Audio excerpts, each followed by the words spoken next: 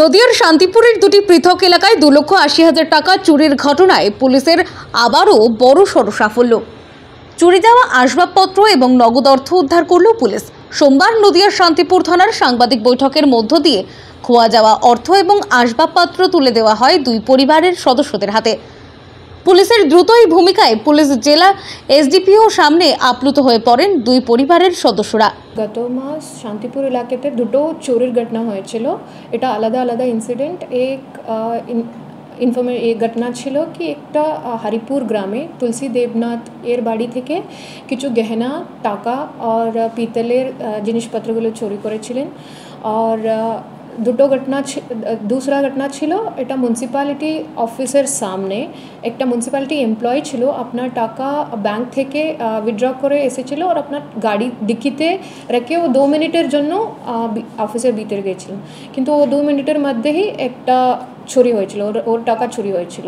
তো ইনফরমেশন পাওয়ার পরে আমাদের শান্তিপুর থানার টিম वर्कआउट করেছে। এই ফার্স্ট কেসে যে বাড়ির চুরির কেসে ছিল, নেক্সট ডে আমি দুটো আসামিকে অ্যারেস্ট করা হয়েছিল আর যে জিনিসপত্রগুলো চুরির মালগুলো আছে ওটা রিকভারি করেছিল।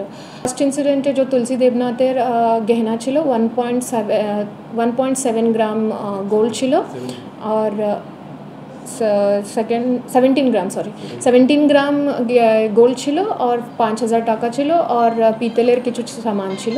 আর সেকেন্ড ইনসিডেন্টে 40,000 টাকা রিকভার হয়েছিল পিসি পিরিয়ডের মধ্যে, ওটা ফেরত দিয়েছে।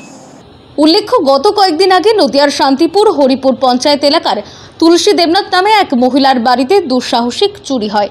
অন্যদিকে তার কয়েকদিনের মধ্যেই শান্তিপুর পৌরসভার ভেতরে 1,80,000 টাকার চুরি হয় এক পৌর আধিকারিকের।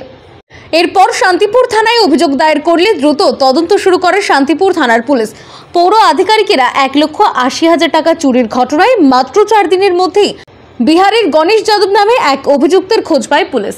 এরপর সুদূর বিহার থেকে অভিযুক্ত গণেশ যাদবকে গ্রেফতার করে নিয়ে এসে আদালতে পাঠিয়ে পুলিশ হেফাজতের আবেদন জানানো হয়। তারপর চুরির কুলকিনারা খুঁজে বের করে চালানো হয় আরও তদন্ত। অন্যদিকে হরিপুর অঞ্চলে তুলসী দেবনাথের বাড়িতে চুরির ঘটনায় মাত্র 2 দিনের মধ্যেই কুলকিনারা খুঁজে বের করে পুলিশ সূত্রে খবর, এলাকারই নিমাই হালদার ও সুমন সাহা নামে 2 যুবক এই চুরির ঘটনার সাথে যুক্ত ছিল। পুলিশ তৎপর তাদের গ্রেফতার করে গহনা ও অন্যান্য আসবাবপত্র উদ্ধার করে।